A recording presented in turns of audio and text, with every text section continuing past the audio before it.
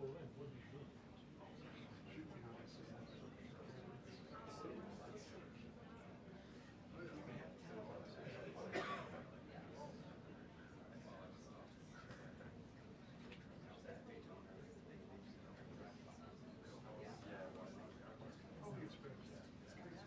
that 24, 135? Is it? Oh, we changed it.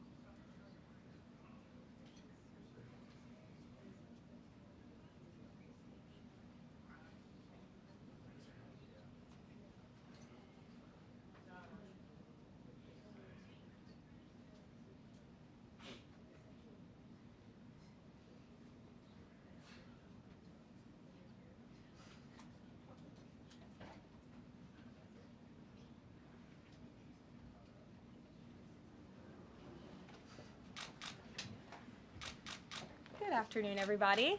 Good afternoon. Did everyone have a good weekend? Yes. Good. It's good to see you back here. We have another busy week.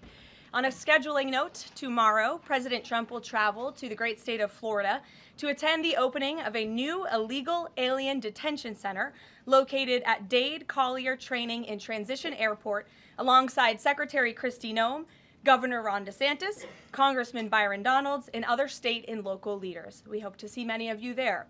The facility is in the heart of the Everglades and will be informally known as Alligator Alcatraz. There is only one road leading in, and the only way out is a one-way flight. It is isolated and surrounded by dangerous wildlife and unforgiving terrain. The facility will have up to 5,000 beds to house, process, and deport criminal illegal aliens. This is an efficient and low-cost way to help carry out the largest mass deportation campaign in American history. We are truly coming off a historic week of President Trump racking up win after win on behalf of the American people. President Trump restored peace through strength and acted decisively as commander-in-chief to obliterate the immediate threat of the Iranian regime's nuclear capabilities and then brokered a ceasefire between Israel and Iran, which continues to hold. Then, the president traveled to the Netherlands and achieved a monumental win for the United States and the NATO alliance by getting our allies to dedicate 5% of their GDPs to military spending. As a result of President Trump unleashing American energy dominance, summer gas prices are at the lowest they have been in 4 years, heading into the July 4th week. And with the incoming Trump economic boom, the stock market continues to roar back with the S&P 500 and the NASDAQ both hitting record highs. And on this point of an economic boom, I bring to you original correspondence from the President of the United States to our Fed Chair, Jerome Powell. As the President has consistently stated, the American economy is booming. And there were so many economic analysts who said that this president's policies would drive our economy down, when in fact we have seen the opposite. We've seen a massive deregulation campaign take place. We've seen inflation completely diminished from where it was under the reckless spending and the bad policies of the previous incompetent administration. I would remind the Fed chair, and I would remind the entire world, that this is a president who was a businessman first, and he knows what he is doing. He has a proven economic formula that worked in his first term as president, and it is working again. The one problem that remains is high interest rates for the American people. The American people want to borrow money cheaply, and they should be able to do that. But unfortunately, we have interest rates that are still too high. So the president sent this note to the Fed chair today. And if you look at this chart, this is a chart of all of the interest rates of many countries throughout the world. At the top is Switzerland. They're only paying a quarter for interest rates. Cambodia, Japan, Denmark, Thailand, Botswana, Barbados, Taiwan, Bulgaria, Cuba, Sweden, Morocco, Cabo Verde, South Korea, Algeria, Canada, Albania, Libya, Malaysia, China, New Zealand, Trinidad and Tobago, Czechia, Bolivia, Australia, Costa Rica, the Bahamas, Kuwait, Papua New Guinea, Bosnia, United Kingdom, and the UAE are all paying lower interest rates than the United States of America, which has one of the hottest and strongest economies in the world. The president sent this note to the Fed chair. It says, "Jerome, you are as usual too late. You have cost the USA a fortune and continue to do so. You should lower the rate by a lot. Hundreds of billions of dollars are being lost, and there is no inflation." And the president is right. There is historically low inflation thanks to his policies. And we will continue to drive down the cost of living in this country for Americans. We will continue to deregulate. And it's also incredibly important that we pass this one big, beautiful bill, which is the largest tax cuts in American history.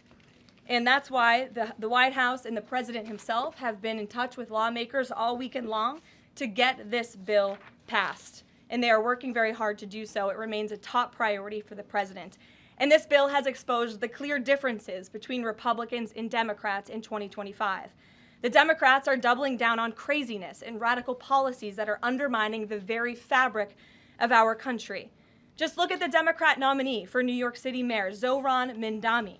He's a Democrat socialist, really a communist, who proudly calls to defund the police, peddles anti-Semitism, praises pro-Hamas groups, wants Israel abolished, and believes wealthy Americans should not exist. Those are his words, just as recent as this weekend.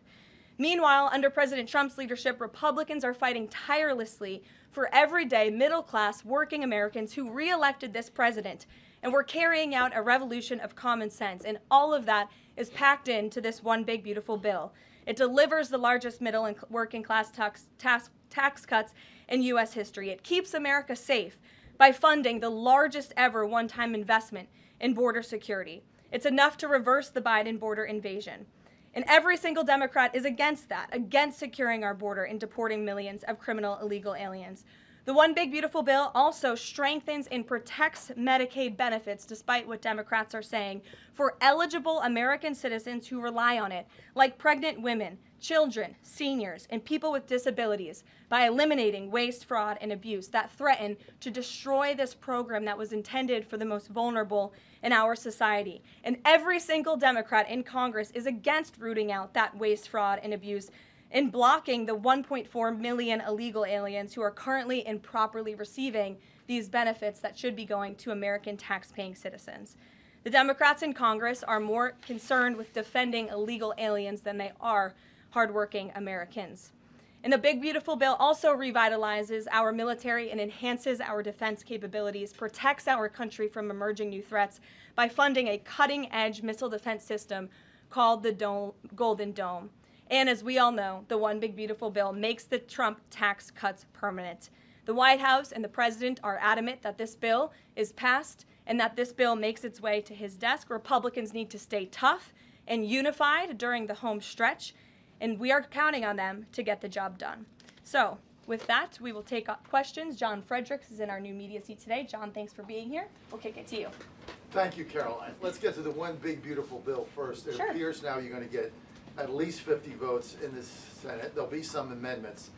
What is the president's confidence level in getting 218 votes in the House by the end of this week in order for him to sign it on Friday?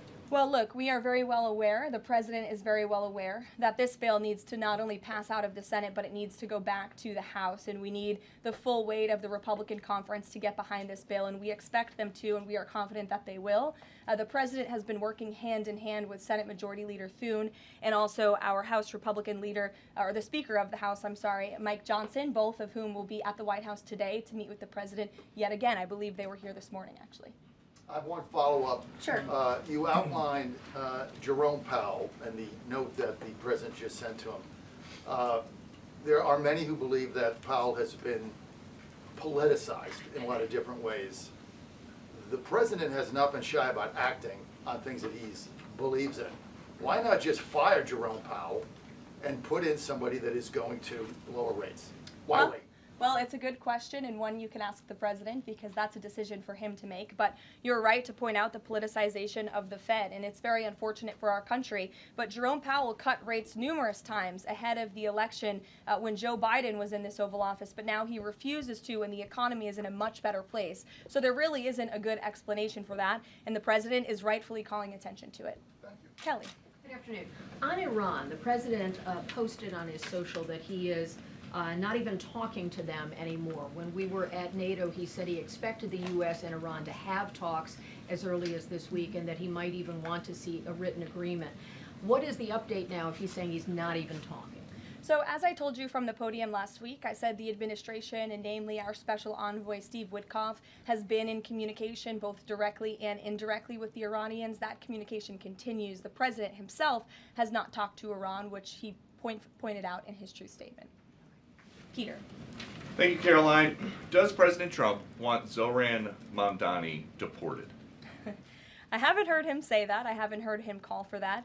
But certainly he does not want this individual to be elected. I was just speaking to him about it and his radical policies that will completely crush New York City, which is obviously a city that the president holds near and dear to his heart. There's this Congressman, Andy Ogles. He wants the Attorney General Bondi to explore denaturalization proceedings because he thinks Mamdani could have misrepresented or concealed material support for terrorism based on rap lyrics he wrote in 2017. Does President Trump think this is a worthwhile use of the Attorney General's time?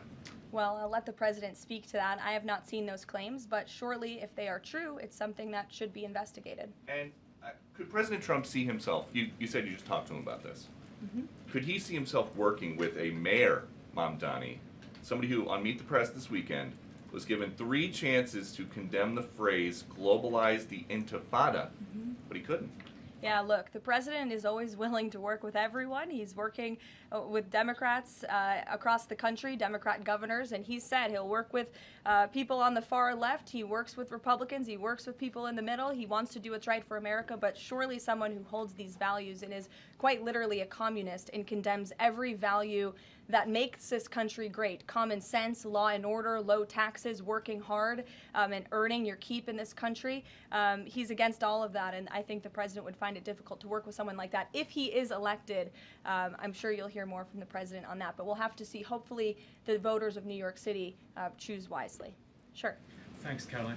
The president on Friday said that he was hopeful of a Gaza deal within the next week. Can you give us an update on any progress towards that, or on any talks that the White House is having with Israel on that? Sure. Well, I know that Mr. Dermer is in Washington this week to meet with senior officials here at the White House. I also know that this administration is in constant communication with Israeli leadership, and the president himself speaks frequently, as you know, to Prime Minister Netanyahu. But this has been a priority for the president since he took office, to end this brutal war in Gaza. It is because of this president that humanitarian aid is being brought into the region.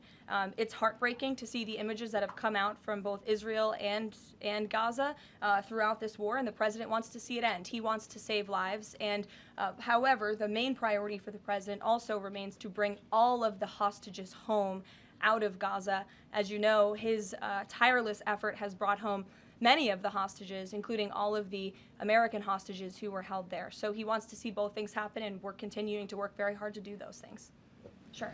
Yeah, thanks, Caroline. What is the White House's response to Senator Tillis's criticism articulated from the Senate floor yesterday, in which he said passing the big, beautiful bill would betray President Trump's promise to protect Medicaid? Well, he is just wrong. And the president and the vast majority of Republicans who are supportive of this legislation are right. This bill protects Medicaid, as I laid out for you, for those who truly deserve this program, the needy, pregnant women, children, sick Americans who physically cannot work. And what it does is it ensures that able-bodied Americans who can work 20 hours a week are actually doing so, and that will therefore strengthen and protect those benefits for Americans who need it, as well as cutting out the waste, fraud, and abuse, as well as getting 1.4 million illegal aliens off of the program. So all of those measures are actually going to protect it for those who need it. That's the president's position, and that's what this bill does, and that's why Republicans need to vote for it and get it to the president's desk. That kind of criticism from a Republican senator, is that reason for concern for the passage of this? No, it's not. We're confident this bill is going to be back at the White House by the 4th of July. Stephen. Thank you, Caroline. 2 questions. On the New York mayoral race, does the president plan to make an endorsement? And secondly, on Jerome Powell, a lot of the focus obviously has been on interest rates and him keeping them high, but a new controversy erupted today. My colleague first reported that he's facing Chairman Jerome Powell is facing accusations of lying to Congress, which is a potential crime, about luxurious details of the Fed's $2.5 billion renovation project. Senator Loomis has called attention to this. Some experts want him to be investigated. Does the White House want these allegations investigated and, if found substantiated, punished? I'll have to take a look at those allegations, and I will raise them to the president's attention and let him speak on them himself. To your first question regarding the mayoral race, the president was asked that yesterday by Maria Bartiromo. He refused to give an endorsement, so you won't get one from me at this podium unless he wants me to do that. Philip, go ahead. Oh, Sure. And then I can go to you. cool. Thanks. Thank you. The president said that he's working on a temporary pause for immigration enforcement in certain industries. I'm wondering what you can tell us about how he's determining which industries are deserving of a pass. He mentioned farmers, but what about, say, construction workers? I mean, shouldn't there just be one standard here?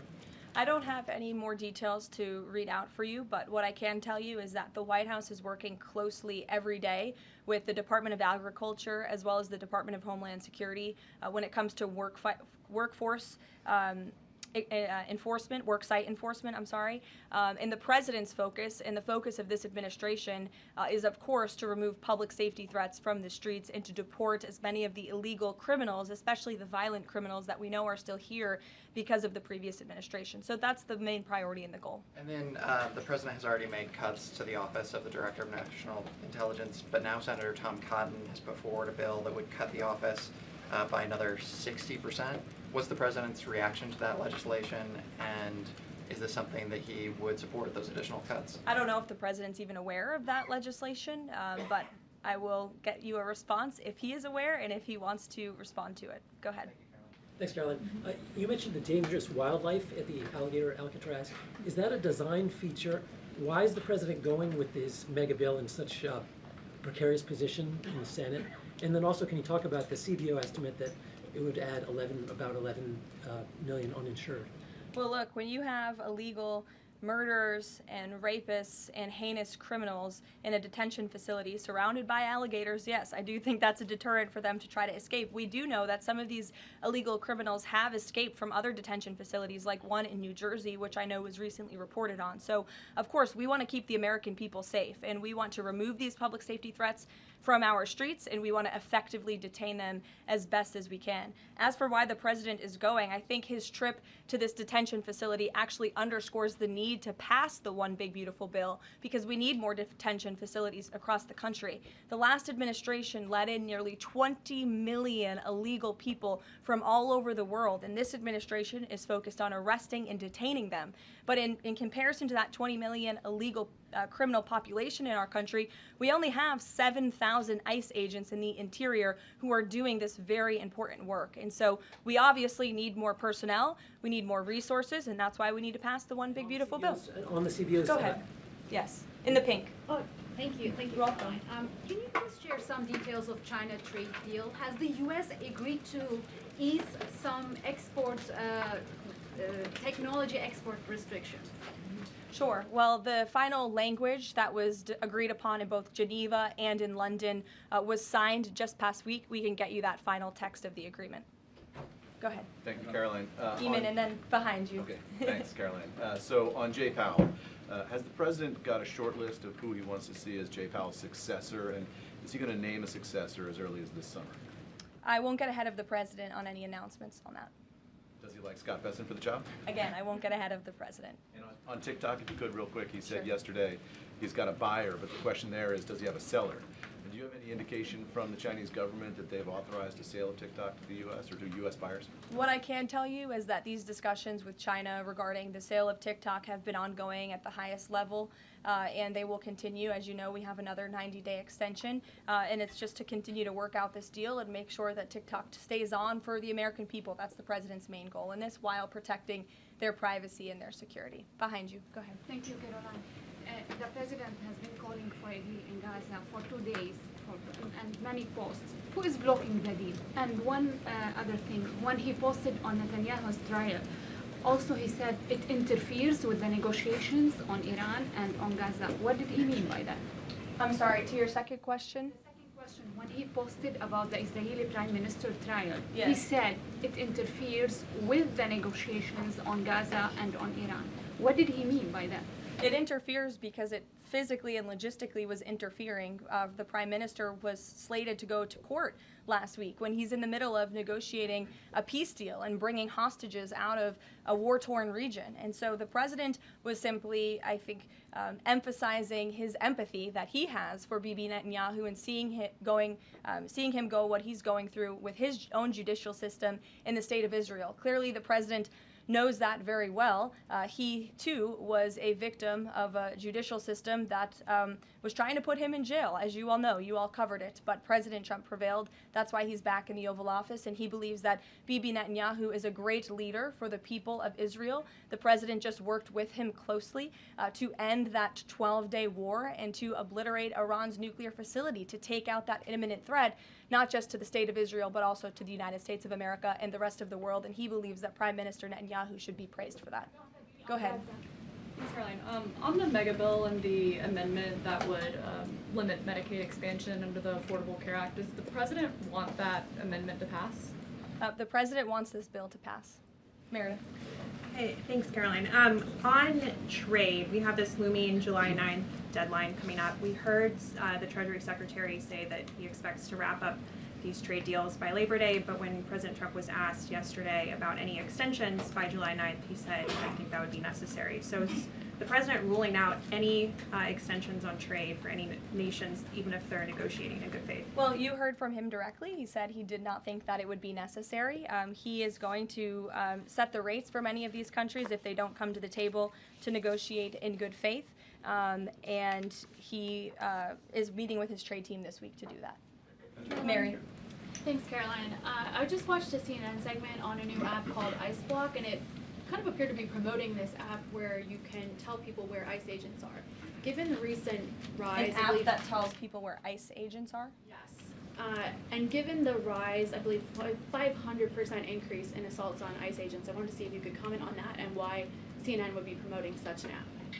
Well, it's a very good question. I'll have to go back and watch the clip myself, but surely it sounds like this would be an incitement of further violence against our ICE officers. As you know, as you stated, there's been a 500% increase in violence against ICE agents, law enforcement officers across the country who are just simply trying to do their jobs and remove public safety threats from our communities. And that's something we as Americans, including journalists at CNN who live in many of these cities where illegal aliens are hiding and were let in from the previous administration, should be very grateful for. So we haven't seen the clip. We'll take a look at it, but certainly it's unacceptable that a major network would promote such an app that is encouraging violence against law enforcement officers who are trying to keep our country safe. Caroline, Shelby. I just wanted to get a clarification on the Senator Rick Scott's amendment. It sounds like the president is agnostic about whether it's attached. Is that accurate? Look, I'm not going to get into the details of the discussions that are ongoing right now, but the president wants these senators to come to a conclusion, to get this bill back to the White House as soon as possible and make sure that it's a piece of legislation that can make its way back through the House as well. So obviously there's some ping-ponging between both sides of Capitol Hill right now, but that's why Senator Thune and Speaker Johnson are working with the president in lockstep every step of the way.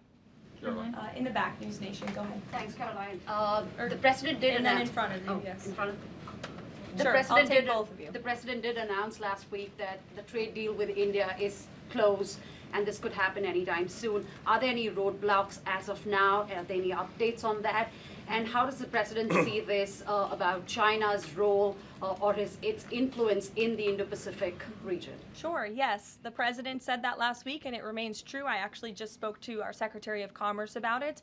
He was in the Oval Office with the president. They are finalizing these agreements, and you'll hear from the president and his team, his trade team, very soon when it comes to India. And on China? How do we counter China on that front?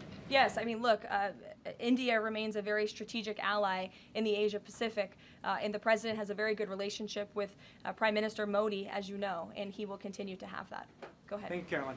On the reconciliation bill, Senator Tillis from the floor yesterday seemed to suggest President Trump was getting bad counsel on the effects of the bill.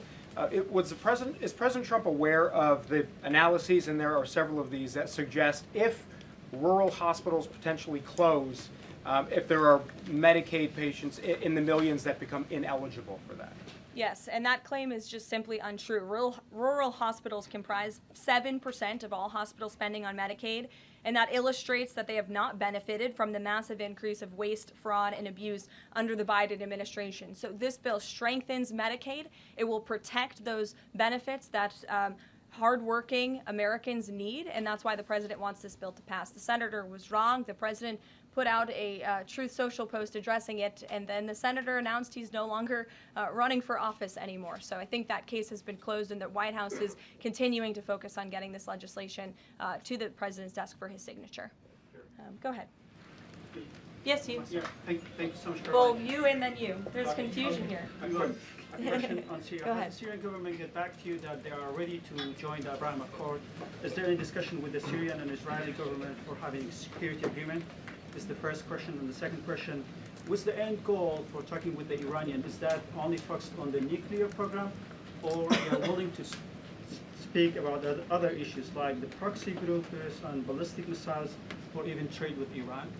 So as for discussions between Syria and Israel, you'll have to reach out to those respective governments. I can't comment on that. But what I can tell you is that this afternoon, the president will be signing an executive order to terminate the United States sanctions program on Syria. And this is in an effort to promote and support the country's path to stability and peace. The order will remove sanctions on Syria while maintaining sanctions on the former President Assad, his associates, human rights abusers, drug traffickers, persons linked to chemical weapons activities, ISIS and their affiliates, and Iranian proxies. And this is, again, an action that the president promised and shocked the world with in Saudi Arabia, because he's committed to supporting a Syria that is stable, unified, and at peace with itself and its neighbors. The president met with Syria's new president when we were in the Middle East, as you know, and so this is another promise made and promise kept by this president to promote peace and stability in the region. Go ahead, Iris. Sure. Questions on two topics, if you don't mind. Sure. Iris Howe with NTD here. First on Canada. Canada says it's now dropping its digital services tax on American tech companies days after President Trump says he's halting all trade talks with Canada. First, what's the president's reaction to this? Can you tell us more about his call with Prime Minister Carney over the weekend? How did he get Carney to drop it? And also, what's the impact on American tech companies given this latest progress, as the president says he has been fighting for American tech companies? It's very simple.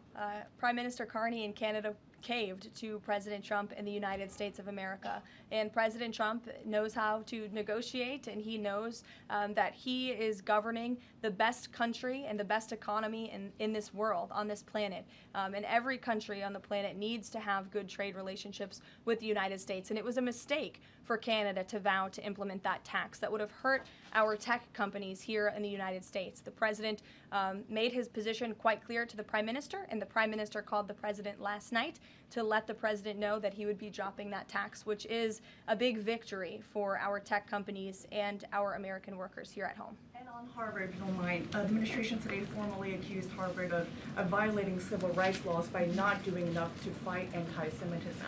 We know that the president has talked to us before about Harvard potentially having a deal with the administration in the coming days. Do you have an updated timeline for that? How's the negotiations going? And is more pressure needed for Harvard to take fighting anti-Semitism seriously? Well, there was quite a direct letter that was sent to Harvard this morning, as you know.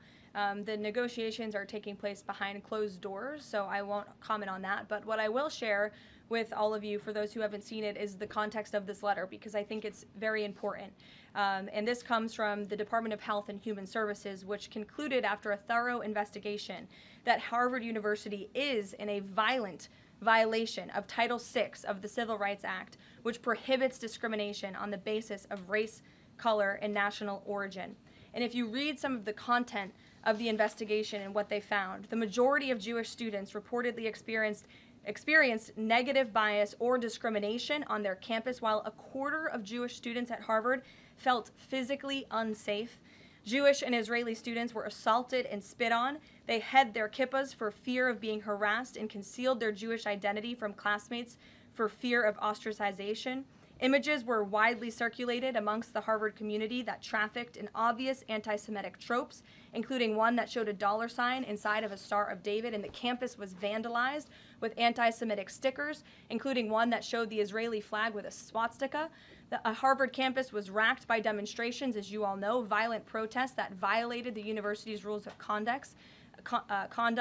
The demonstrations called for genocide and murder, denied Jewish and Israeli students access to campus spaces. These are all facts that Harvard cannot dispute, and that's why the administration has found them in violation of Title VI and has threatened to withhold their federal funding, because if you break federal law, you should not be receiving federal tax dollars. And so I rest my case on Harvard. Andrea. Yeah, so President Macron of France earlier today said that tariffs levied by powerful countries are often a form of blackmail, and criticized the sort of process that's underway. He didn't mention the United States specifically, but said that these tariffs are really hurting developing countries. So there's this big UN conference going on. What do you say to that? What is the president, was he aware of that comment, and did he have any response? I think the president and the White House would certainly reject that characterization by Prime Minister Macron.